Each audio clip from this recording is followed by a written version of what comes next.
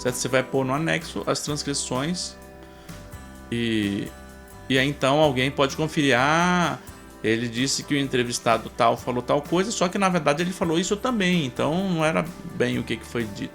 Então, assim o leitor vai ter a chance de ver se você fez certo, tudo bem? Então, seja o mais honesto possível, não tente induzir a resposta. Bem, vamos ver. Após as entrevistas, as gravações em áudio foram transcritas. Vídeo anexo 1. Isso aí é um exemplo do que você escreveria no seu TCC, tá bom? Você vai escrever isso aqui, ó. Após as entrevistas, você não vai escrever esse roxo, vai escrever isso aqui, ó. Após as entrevistas, as gravações em áudio foram transcritas. Vídeo anexo 1 para ler as transcrições na íntegra. E depois, súmulas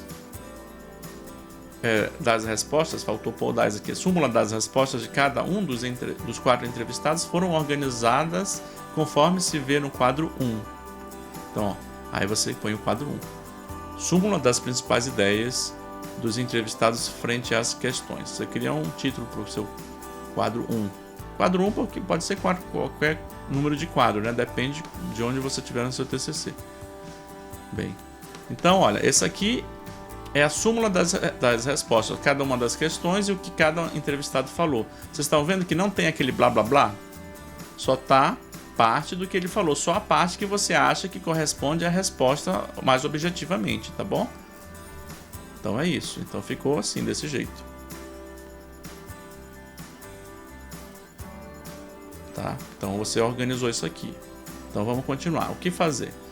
Assim fica mais fácil de ver o que cada um respondeu objetivamente para cada questão.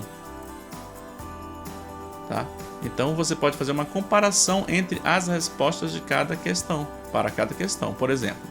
Então, o primeiro passo então para tabular esses dados, então é você fazer um pequeno texto que compare cada questão. Então, olha, esse aqui é o meu texto que eu fiz comparando as respostas dos 4 entrevistados. Com a primeira questão, vamos lá?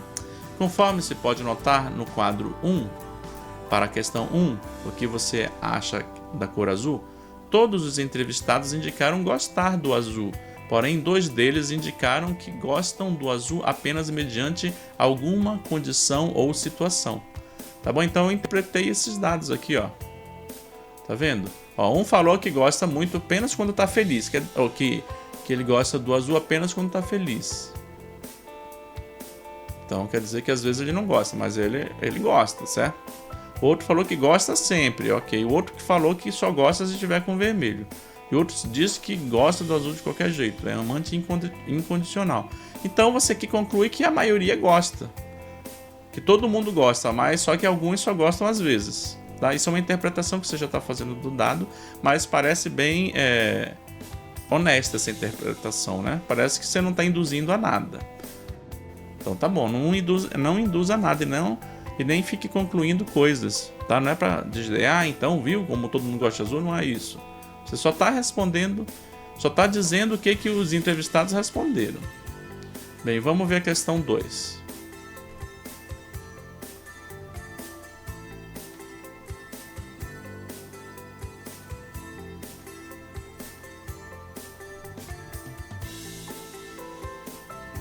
Aí continuou seu texto.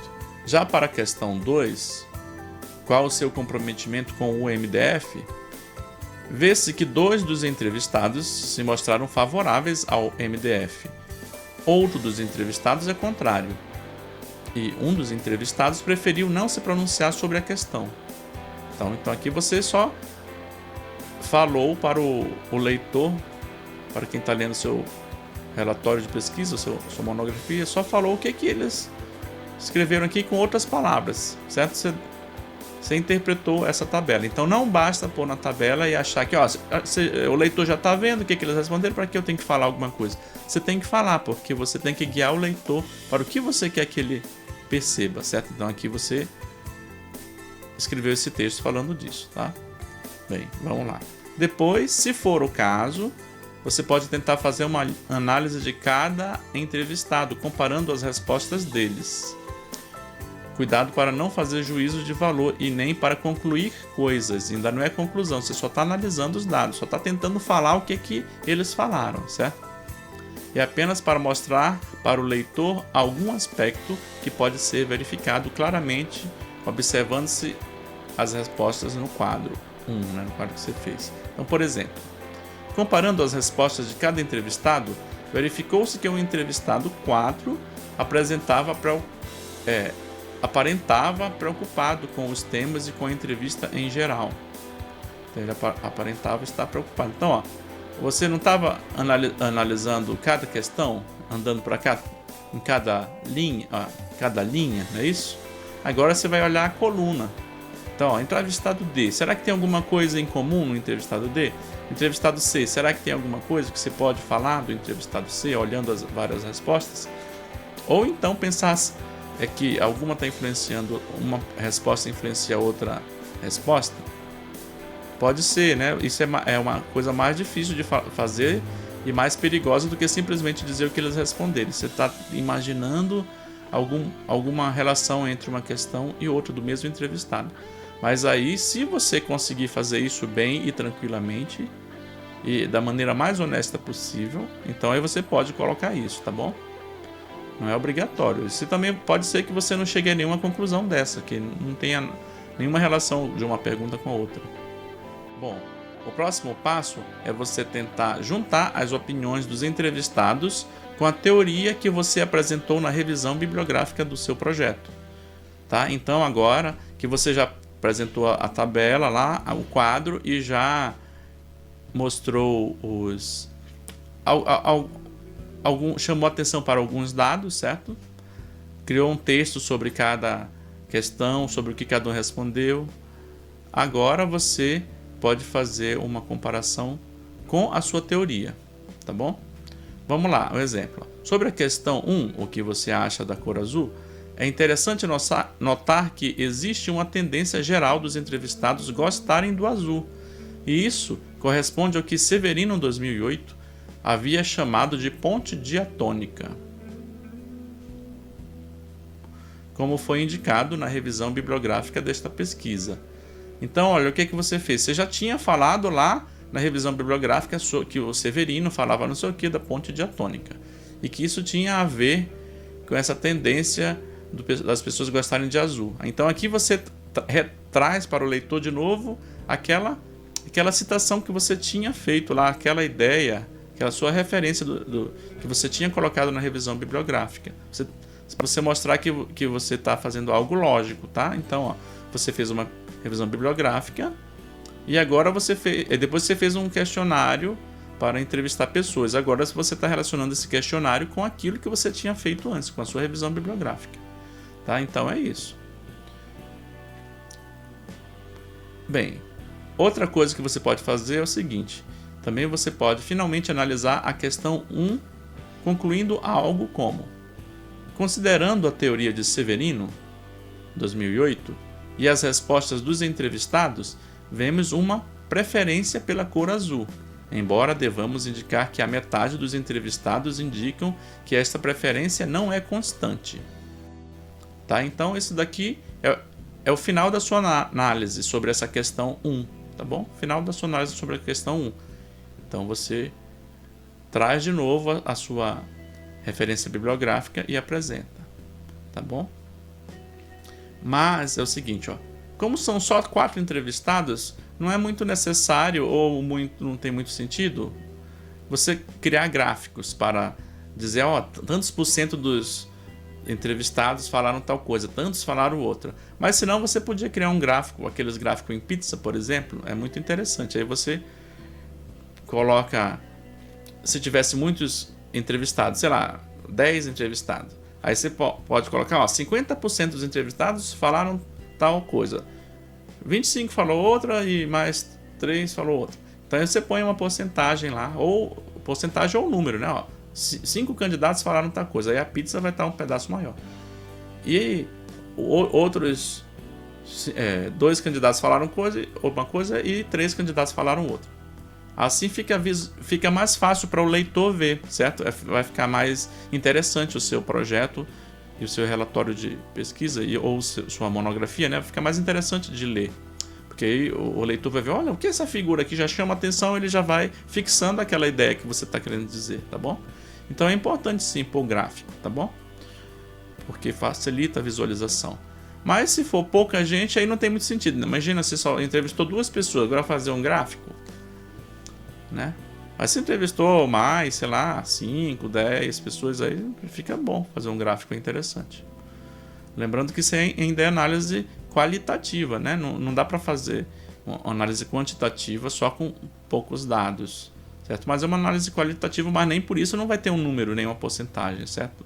Claro que não dá para generalizar dizendo, então todas as pessoas da Terra gostam de cor azul, só porque 4 falaram isso, né? Não dá para tentar extrapolar de maneira alguma. A única coisa que você vai chegar à conclusão é dizer que os seus entrevistados acham isso, só isso. Bem, vamos continuar. E se você verificar alguma resposta ou situação que não havia cogitado na revisão bibliográfica, e agora? O que você faz? Você pode indicar novos autores, tá? Então, imagina que você teve um assunto que o pessoal falou e que você não tinha cogitado na revisão bibliográfica. O que você faz? Você pode pôr agora. Vamos ver um exemplo. Durante uma das entrevistas, foi indicada uma condição de medo em responder. Refletindo sobre este tema, Marcondes, que é um cara que você não tinha usado antes, tá? Indica que é comum entrevistados se sentirem desconfortáveis em responder questões envolvendo madeira compensada ou MDF. Como se vê neste trecho. Cuidado ao perguntar sobre MDF ou qualquer madeira prensada. Muitos entrevistados não gostam de responder sobre o tema. Marcondes, 2009, página 9472. Bem, isso aqui é um exemplo do que você poderia escrever no seu TCC, tá bom? Em alguma questão que você referenciou bibliograficamente depois, tá bom? Isso aqui não estava na revisão bibliográfica inicial, mas você traz aqui porque você achou interessante ver isso, que você não tinha percebido que o tema MDF tinha essa característica interessante na pesquisa, tá bom? Bem, além disso, você pode trazer trechos dos entrevistados que você deseja comentar especificamente. Por exemplo, durante a entrevista chamou bastante atenção a resposta do entrevistado B sobre a questão 2, conforme segue, aí entre aspas, sou contra tudo, inclusive MDF. Entrevistado A. Aqui não tem essa aspa, né? Então um erro aqui na edição, tudo bem.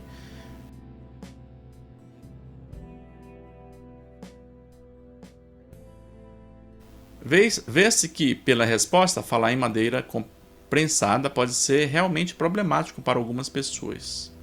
Tá bom? Então esse aqui é o seu texto que você criou citando alguma fala de um entrevistado que você quer para você falar algum assunto específico.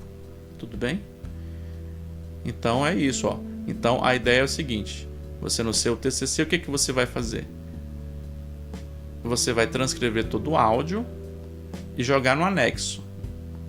Depois você vai pegar só as questões interessantes, só as partes das entrevistas interessantes e colocar nesse quadro. Depois você vai explicar para o leitor o que cada entrevistado falou, o que os entrevistados falaram no geral nas questões, em cada questão, tá bom? Questão 1, questão 2, assim por diante. Depois você vai, se você observar que tem algo interessante, você vai observar o que cada um, como cada um respondeu tudo. Se você acha que tem alguma característica no entrevistado A que possa chamar atenção, ou entre vários entrevistados, assim por diante, né? Depende do seu tema, não dá para saber aqui. E depois você vai fazer o seguinte: fazer um texto sobre isso, sobre essa comparação. E depois você vai lá escrever no seu TCC a comparação entre as respostas do candidato, dos entrevistados, e a sua revisão bibliográfica que você fez antes. Tudo bem? E depois, se você achar algo interessante nas falas dos entrevistados que não tem revisão bibliográfica, aí você vai trazer uma nova revisão bibliográfica. Lembrando que se você tiver vários entrevistados, você pode usar gráficos para mostrar a porcentagem das respostas, o que cada um acha de cada coisa, certo? Bem, depois disso, você faz a sua conclusão, certo? Que é um parágrafo que você explica sobre cada questão ou sobre cada item importante, o que os entrevistados falaram, o que a revisão bibliográfica falaram, e você traz a sua conclusão. Tudo bem? E outra coisa, se necessário, antes disso, você pode também usar exemplos de citações dos entrevistados, tá? Dizer, tal pessoa falou tal coisa, tal entrevistado. Lembrando que não é para identificar o entrevistado. Pode chamar de entrevistado A ou de alguma outra forma, tudo bem? É isso aí, pessoal. Boa sorte e um grande abraço.